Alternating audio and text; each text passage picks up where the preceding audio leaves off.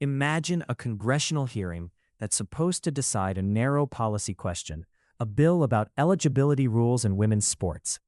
Now imagine that within minutes, the room isn't talking about the bill at all. It's about Jeffrey Epstein. It's about Donald Trump.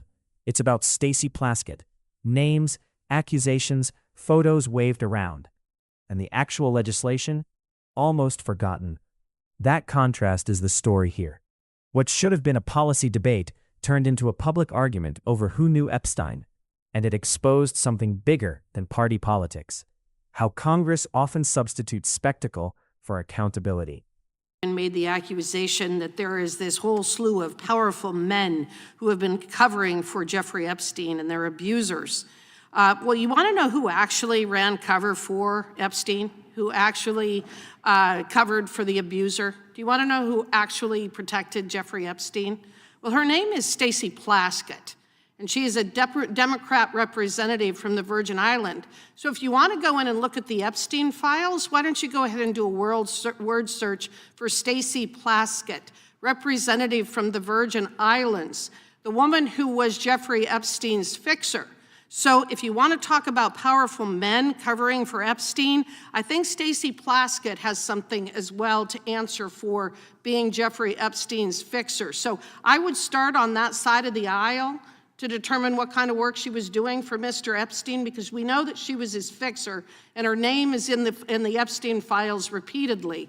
So I think that what we really need to focus on here is the bill at hand, which is whether men should be allowed to compete in women's sports. I think we need to get back and kind of focus what we're talking about here, and that's what it is. If you want to talk about Epstein, I think the first person we need to go to is Stacey Plaskett.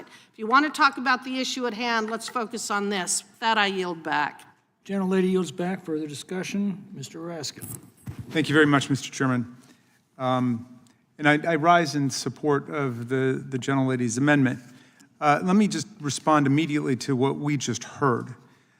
Donald Trump was, by Jeffrey Epstein's own account, Jeffrey Epstein's closest friend for more than a decade. I'm happy to yield to the gentle lady from Wyoming if she chooses to deny that or has some evidence to rebuff that. Absolutely, absolutely. Oh, you don't accept any of the photographic? No evidence of that whatsoever. Have you ever seen a photograph of Jeffrey? Who was your I'm attorney? reclaiming my time, Ms. Hageman. Reclaiming my time, Ms. Hageman. Who was Epstein's attorney? I'm reclaiming my time. The committee will come to order. I'm very happy. Mr. Raskin controls the time. Mr. Raskin. There are tons of photographs of Jeffrey Epstein and Donald Trump, which the gentlelady apparently chooses not to see with her own eyes.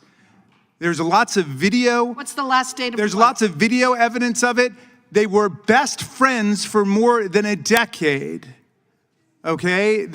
You will find a lot of stuff out. If you are hinging your case on the idea that Donald Trump didn't know Jeffrey Epstein, you are in for a very serious public collapse if that's your argument.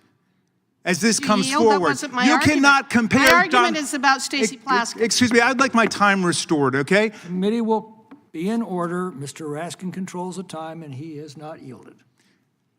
Mr. Raskin. Stacey Plaskett is barely a comma in the encyclopedia of Donald Trump's complicity and involvement with Jeffrey Epstein and his international human sex trafficking ring. Okay, and if you don't understand that and you don't believe it, then you've not done anything to familiarize yourself with the evidence, Ms. Hageman. I'm sorry. And I know that your predecessor in office, Ms. Cheney, would have done that. She was scrupulous and she was studious and she took the facts seriously and she was not an ideologue who just fell for a cult leader. Okay? Now, back to the matter at hand. Presently, the Olympic Committee has already made the decision, I think, in more than half of the sports.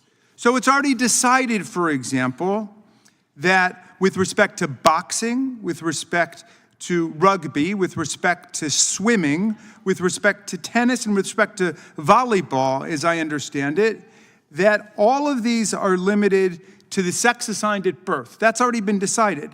So we are intervening now as the United States Congress to make a decision about a miscellaneous category of a handful of other sports, which have not even been mentioned by our colleagues, which appear to still be open to transgender athletes. Here are the ones that I see them are skateboarding, skiing and snowboarding, table tennis, ping pong, and then ultimate frisbee.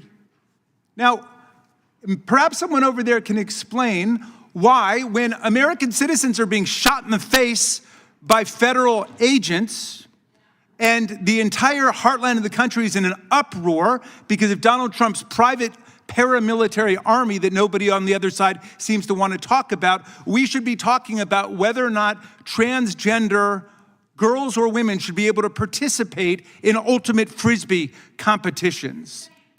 Because that's really what we're talking about today. But they sure would much rather be talking about that than anything else. They don't want to talk about what's really in the Epstein files. I'm surprised, I'm stunned, I'm astonished, I'm flabbergasted by Ms. Hageman, who seems to go way beyond anything else I've heard from other Republicans. She seems to be in open denial that Donald Trump and Melania Trump had anything to do with Jeffrey Epstein. That's astonishing to me. I think she's setting herself for a huge public relations fall by going that far. Oh, here's some photographs, Ms. Hageman. How do you see about those? You think those are created by artificial intelligence? You got any problem with any of those pictures of your hero with Jeffrey Epstein, his closest friend for more than a decade? Thank you for bringing forth the photographic evidence. Keep that up for a while. Apparently some people haven't seen those pictures. They're very happy to talk about Stacey Plaskett, the non-voting delegate from the Virgin Islands, or Bill Clinton. And anybody who was involved in any crime should be punished for it, whether they're Democrat, Republican, Independent. I'll say it right now. Will Ms. Hageman, the very distinguished gentle lady from Wyoming, say that? Will she say that Republicans should be punished for their crimes if they were complicit in a $1 billion international child sex trafficking ring? I don't think so. I don't think she'll say it, not if it's Donald Trump. It's all about Donald Trump following him off into a path of oblivion. I yield back. Gentleman's time has expired. Is there further discussion? Mr. Moore. I yield to the gentlelady from Wyoming. Just very briefly, it clearly hit a nerve, didn't I, Mr. Raskin? Oh, very much so, because you don't tell the truth. It's very obvious. And that hits a huge nerve. I think that it's very obvious. Ms. Hageman, I'll interrupt her the same number of times she interrupted me, Mr. Chairman. Controls the time and is not yielded. Mr. Chairman, hold on. The ranking member just accused the gentlelady of lying. And I don't... Never use that word. Never use that word. Didn't he say about not telling the truth? The committee will be in order, Mr. That was the standard established earlier today, Mr. Roy. You weren't here. The committee will be in order. Does Mr. Roy make a point of order? May I inquire as to whether the gentleman with the ranking member accused the gentlelady of not telling the truth? I heard something to that effect, and I might have misheard.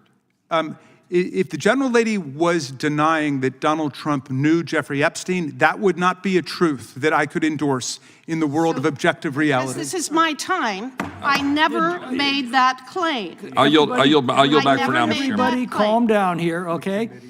The committee will be in order. I would remind members to direct their comments to the chair. The gentleman will continue in order. Oh, pardon me, gentlelady will continue in order. Thank you.